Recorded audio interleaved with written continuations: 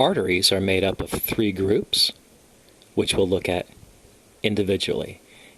Elastic, muscular, and then there's small arteries called arterioles. So let's begin with the elastic arteries.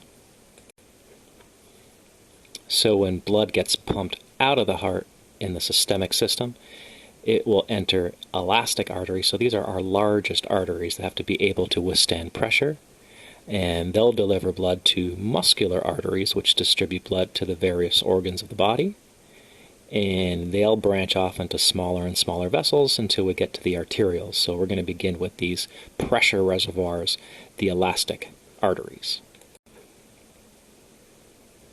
Elastic arteries are also called conducting arteries because they're conducting blood from the heart to medium-sized vessels, which we'll call muscular arteries on the next slide. The aorta is an elastic artery, the largest one, and the major branches of the aorta are also elastic arteries.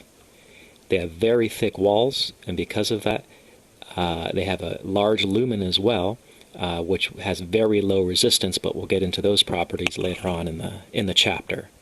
They have to be able to withstand a rush of blood getting forced out of the heart, so they'll have elastin in all three of their layers.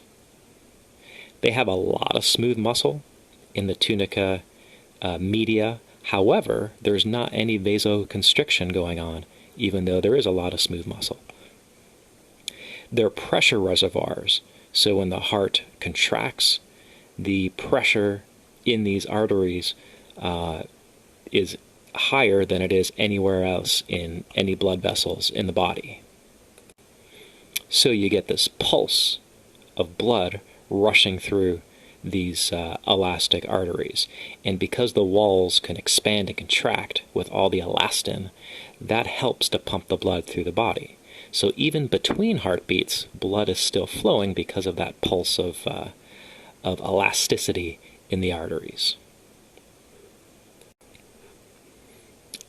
Elastic arteries will give rise to muscular arteries, and they're called distributing arteries because they're going to deliver blood to the tissues and the organs. They can be as large as a fifth finger, your pinky finger size, all the way down to a pencil lead size. So there's a range in size in these muscular arteries, but these are the arteries that we name typically. So besides the aorta and its major branches, all the other arteries that we're going to name, especially in lab, brachial artery, radial artery, femoral artery, these are muscular arteries. They're going to have the thickest tunica media, which is where the smooth muscle is. That's why they're called muscular arteries. And they'll have less elastic tissue. So the tunica media is sandwiched between two elastic membranes, which we saw in the previous video, and they do vasoconstrict, unlike the elastic arteries. Arterioles are the smallest arteries. That OLES means small. So arterioles are small arteries. Some will have all three layers. Well, some of the smaller arterioles, we're getting to the microscopic level now, are just a single layer of smooth muscle surrounding endothelial cells. But they all have smooth muscle, or a tunica media, and that controls flow into the capillary beds because they have the ability to vasoconstrict or vasodilate, which is why they're called resistance vessels, because they're in charge of what blood goes to which tissue. So arterioles can vasoconstrict, causing tissues to be bypassed, or vasodilate, to send more blood into certain tissues. For example, if you're exercising where your muscles need a lot or a high blood supply, well, the arterioles can vasoconstrict blood that is going to go to digestive organs and instead shunt it or vasodilate arterioles leading to capillary beds in the muscles. So your arterioles are able to bypass tissue or send blood to tissue depending on your body needs. And for that, they're called resistance vessels. So we went down the right side with the elastic or pressure reservoir arteries. The muscular arteries are distributing arteries.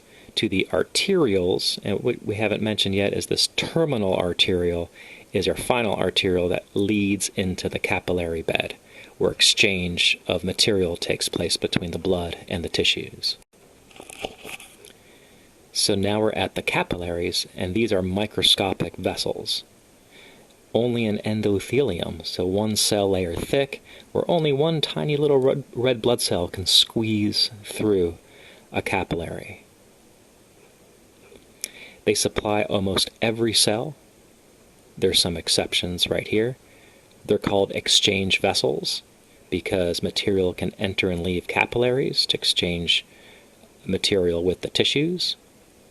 Not shown here, but they do contain pericytes, which are small little cells that not only stabilize the capillaries, but are able to generate new vessels, new capillaries, if the need arises, and can control what enters and leaves the capillaries as far as how permeable the capillaries are.